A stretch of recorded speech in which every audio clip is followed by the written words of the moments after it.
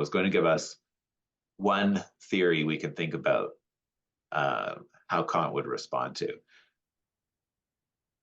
Thought this is a good one, and maybe we could, if as you read it, think about utilitarianism, you might want to think about how utilitarians would differ. We could talk about how a virtue ethicist might give a different answer. But therapeutic lying is basically like if you have patients who are suffering from dementia or Alzheimer's, there are some caregivers who have a policy that you don't want to upset them by correcting them when they're wrong. Like if they think they're talking to, a parent who's deceased, or if they think their, a spouse is about to come back from the store, even though the spouse is deceased, that it's okay to lie to them because you're saving them from the distress, like re-traumatizing all the time, like every day encountering the news that a spouse is deceased, like for the first time.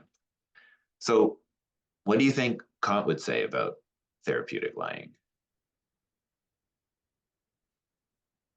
Let me just say like one quick thing about this. So I think, this is a tricky situation because the patients, you might not really lose their trust because of the memory issues involved. So it's kind of like the movie thought experiment in some ways. But for Kant, respecting human dignity is really important. And for that reason, like never treating other people as a means, like he might wonder, who are you making things easier for? And so he might say, like, really respecting the other person means taking them seriously as a human.